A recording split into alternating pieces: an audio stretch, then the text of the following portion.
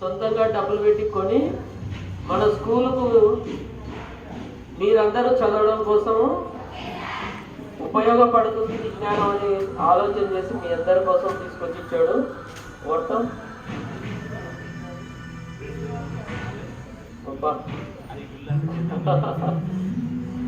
దాదాపు 2116 రూపాయల పుస్తకాలు, 60 పుస్తకాలకు అంత డబ్బులు ఖర్చు పెట్టేసి తీసుకొని వచ్చాడు.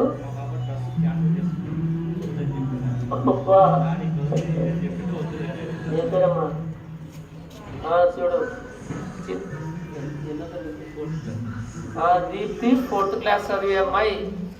మామూలుగా బర్త్డే అంటే ప్రతి ఒక్కరు ఏమడుగుతారు? డ్రెస్ కావాలంటారు కదా, కేక్ కావాలా, అవన్నీ అడుగుతారు కదా. మరి ఈ అమ్మాయి డ్రెస్ వద్దని చెప్పి స్కూలుకు పుస్తకాలు కొనియండి అని చెప్పిందంట వాళ్ళ నాయనతో. చూడు మరి ఆ పాపకి ఏం తెలుసు? 4వ తరగతి అమ్మాయి. పుస్తకాలు అందరికీ ఉపయోగపడతాయి కదా చదివేటి, నాకు డ్రెస్ అయితే నా ఒక్కదానికి ఉపయోగపడుతుంది, అవసరం లేదులే అని చెప్పేసి ఎంత మంచి ఆలోచన చేసింది. కాబట్టి ఇటువంటి ఆలోచనలు ఉంటే ఎవరమైనా సమాజానికి ఉపయోగపడతాం. కాబట్టి ఇప్పుడు మీ అందరి ముందు మీ గ్రామం సారు విదేశ్ సార్ వచ్చాడు. కాబట్టి ఆ సారుకు ఆ అమ్మాయికి మీరు ఒకసారి గట్టిగా క్లాస్ కొట్టాలి.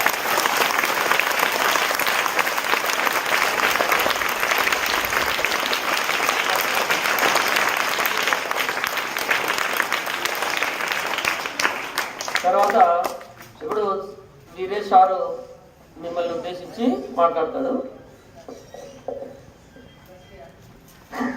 గౌరవనీయులైనటువంటి ప్రధాన ఉపాధ్యాయులు గారికి, ఉన్నటువంటి మేడం వాళ్ళకి, సార్ వాళ్ళకి, అలాగే మా విద్యార్థులకు అందరికి కూడా నా యొక్క కృతజ్ఞతలు.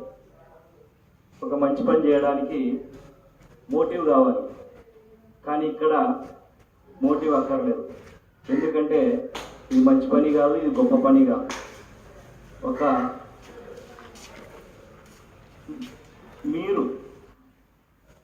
మీరు భాష మాట్లాడేటువంటి విధానం చూడలేక మీరు కోల్పోయినది ఏంటి? అసలు భాష ఎలా ఉండాలి? మిమ్మల్ని గ్రౌండ్లో చూశాను, ఊర్లో చూశాను, మీకు మాట్లాడడం రావడం లేదు. సార్ కొద్దిగా హార్ష్గా ఉంటుంది సార్ నా స్పీచ్. మీకు కొత్త మాటలు తెలియవు. భాషా విధానం ఎలా పదాలు ఫ్రేమ్ చేయాలి, పదాల మధ్యన డిఫరెన్స్ చాలా ఉంటుంది. మామూలు పదాలు వాడుతున్నారు, మరీ అధ్వానమైన పదాలు వాడుతున్నారు. అందుకోసమే మిమ్మల్ని భాషా జ్ఞానం పెంపొందించుకోవాలంటే పాఠ్య పుస్తకాలతో పాటు పాఠ్యేతర పుస్తకాలైనటువంటి కొన్ని కథల పుస్తకాలైనా అప్పుడప్పుడు చదువుతూ ఉండాలి మీరు. అందుకోసమే ఇది నా తొలి ప్రయత్నం. ఇంకా ఇటువంటి పుస్తకాలు మీ స్కూల్కి చాలా వస్తాయి. తెచ్చేవాళ్ళు ఉన్నారు, ఇచ్చేవాళ్ళు ఉన్నారు, అన్నీ వస్తూనే ఉంటాయి, మీ ముందుకు వస్తుంటాయి. దయచేసి మీరు మాత్రం సెల్ ఫోన్లకు దూరంగా ఉండండి అని నేను చెప్పను, కానీ సెల్ ఫోన్లు ఎలాగో మిమ్మల్ని వదలవు. వాటితో పాటు అప్పుడప్పుడు స్కూల్లో, ఇంటి దగ్గర ఏదైనా పుస్తకం చదవడం నేర్చుకోండి అమ్మా. ఎవరి ముఖాలు, వాళ్ళ ముఖాలు, వీళ్ళ ముఖాలు చూస్తూ ఆనందించడం కంటే ఒక పుస్తకంలో ఒక మిత్రుడు కనిపిస్తాడు మీకు. ఏముంటాయి సార్ పుస్తకాలు, సినిమాల్లో కూడా వాళ్ళే కదా ఉండేది అంటారు. పుస్తకం మీకు ఒక రాజ్యం గురించి పుస్తకంలో వివరిస్తారు. అప్పుడు నీ మెదడు పనిచేస్తుంది. రాజ్యంలో ఉండే కోట, పక్కనే ఉండే తోటలోన తోటరాముడు అని ఏదో సినిమాలో చూస్తుంటావు, కానీ ఊహించుకోవడానికి విశాలమైన సామ్రాజ్యం ఊహించుకోవచ్చు, అందమైన తోటలు ఊహించుకోవచ్చు. ఏదైనా యుద్ధ సన్నివేశాలు రాసేటప్పుడు ఆ వీరులు, ఆ గుర్రాలు అన్నీ కూడా మన మెమరీ వాడతాం. కానీ సినిమా నీకు అవకాశం ఇవ్వదు. సినిమాలు, ఈ యొక్క యూట్యూబ్ పిచ్చి పిచ్చి ఛానల్స్, మీరు అదే నిజమైన ఆనందం అనుకుంటున్నారు. సెల్ ఫోన్ తగ్గియండి, పుస్తకాలు చదవండి. అందుకోసమే ఇప్పుడు నేను తెచ్చినటువంటి దాదాపు 60 పుస్తకాల్లో ఒక 30 దాకా మంచి మంచి కథల పుస్తకాలు ఉంటాయి. అల్లావుద్దీన్ అద్భుత దీపం, జానపద కథలు, బేతాళ కథలు, అదేవిధంగా గలీవర్ సాహసయాత్రలు, తర్వాత కొంతమంది జాతీయ నాయకులు నెహ్రూ, గాంధీ, నేతాజీ, భగత్ సింగ్ వారి యొక్క జీవిత చరిత్ర చాలా చిన్న పుస్తకాలు. వీలున్నప్పుడు మీ సారులను అడిగి చదువుకొని ఇంకొకటి నెక్స్ట్ వాళ్ళకు కూడా ఆ పుస్తకం చేరాలంటే నువ్వు దాని మీద దాడి చేయకూడదు. జాగ్రత్త పెట్టుకునండి. ఏం సార్ నువ్వు ఇచ్చింది ఈ పుస్తకాలు మాకు ఇన్ని సలహాలు చెప్తావు అనుకోవద్దండి. ఎందుకంటే నేను పుస్తక ప్రియుడిని. బేసిక్ ఇక్కడికి వచ్చింది కూడా మెయిన్ పుస్తకాల గురించి చెప్దామని. ఈ తరం కోల్పోయింది ఏంటి అంటే పుస్తకం. అసలు పుస్తకం అనేటువంటిది ఏంటి అంటే ఒక వారధి. మన ముందు తరం మనకు అందించినటువంటి జ్ఞానాన్ని క్యారీ ఫార్వర్డ్ చేయగలిగింది పుస్తకం. జంతువులకి అవకాశం లేదు. జంతువులు ఇప్పుడు ఒక ఆవు ఉంటుంది.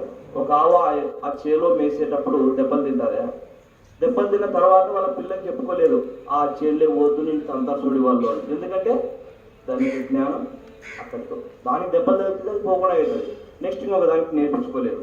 కానీ మనిషి అనేవాడు మన ముందు తరాలు అటు ముందు తరాలు ఎన్నో వేల సంవత్సరాల నుంచి నాగరికతలో మనం నేర్చుకున్నదాన్ని కూడా తర్వాత తరాలకు మనం అందేయగలుగుతున్నాం.